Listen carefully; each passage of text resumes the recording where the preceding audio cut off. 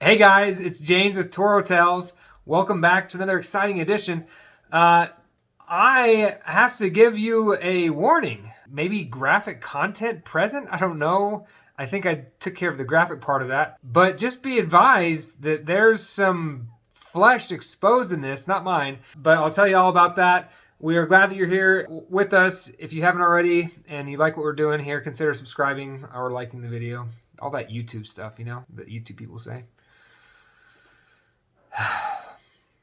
I got back from a great vacation. I'll show a quick snippet of that clip just here in a second, but it was fantastic, and I'm very, very happy to have had the opportunity to go out there and do the things I did. Not many people get the opportunity to do that, and so I'm very, very blessed to have been able to do that. I'll probably make a video about that later. I know it's kind of not on the subject of the channel, but I find that it was so great, and maybe some people would be interested to watch it. I got back, and my wife was very concerned because our Tesla was being rented out, and the person who was renting it out was not returning it on time, and it was late. We sometimes get late returns, but this one was backed up against another person that was coming in, and that needed that Tesla was flying in for his trip, and it was unable to be booked, and so we could see the window closing because it takes a certain period of time to recharge it. And we were watching it, and we knew exactly where it was at, and it was 45 minutes away. It was going to need at least an hour on a supercharger or 4 hours on a regular charger to get everything done,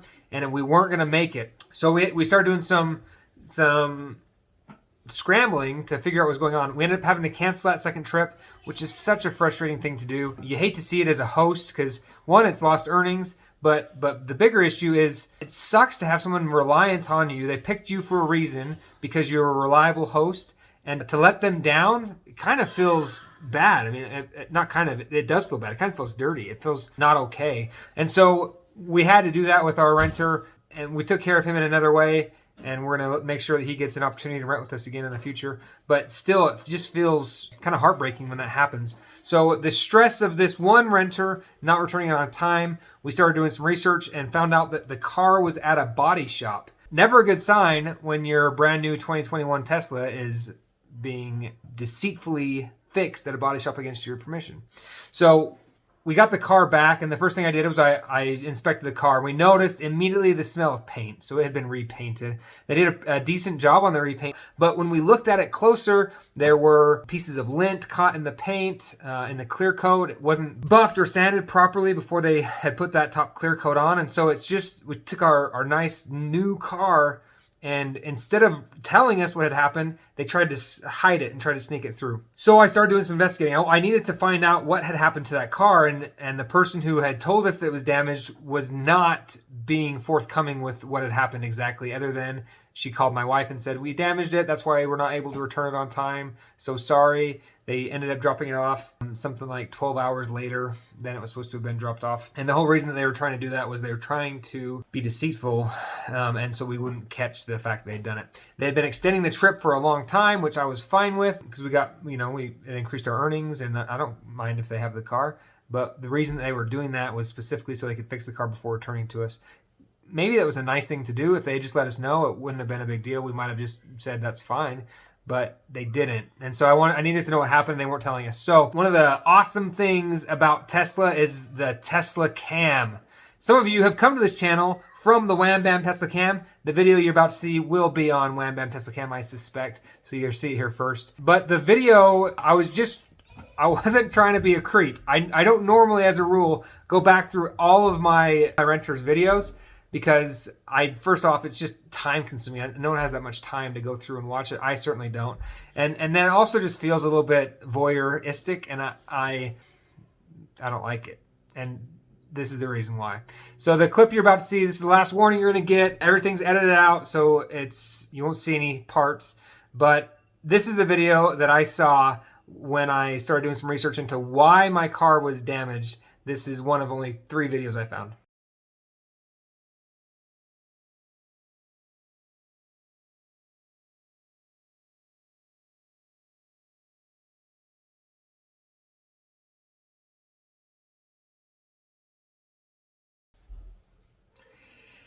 Yep, naked dude in my car. So that happened. I definitely did have some questions on why this person was in the car by themselves naked. What were they carrying? Found that after I'd already charged them the cleaning fee. Now I'm wondering if I needed to get it detailed or not. Generally, I don't really care what someone does in my car when they have it rented. As long as they return it back the way it's meant to be. I mean, it's a Tesla car. It's got the romance mode in there. You know, you press that romance button and get that fire going in the front, hit it again and get some music going, get the seat heaters going. Listen, what people do in my own car in the privacy of their own garage is their own business, as long as they return it back in a condition that's clean. And so I've known for a long time that people, I mean, I know what I do in cars from time to time.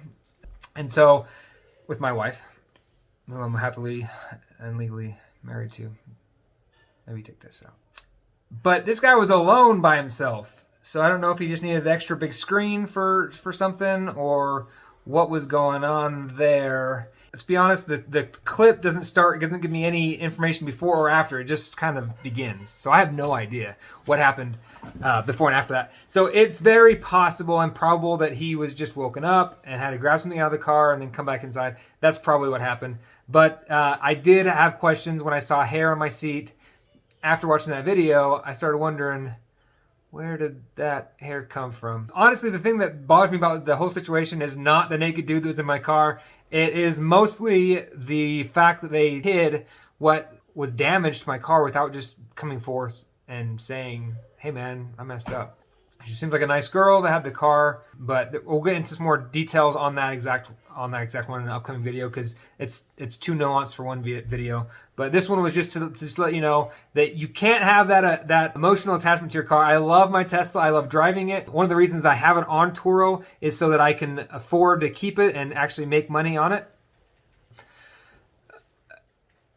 Sometimes it's hard to see another guy in her. So anyway, this is James with Turo Tales. Interesting tale for the Turo. Like, comment, subscribe, do the YouTubey things. We appreciate your guys' support. If you need to get a hold of me and you have specific questions, consider contacting us on Patreon. Everyone gets access to my phone number and emails, and we'll help you out with stuff like that. At least getting started, sometimes there's some hurdles to overcome. So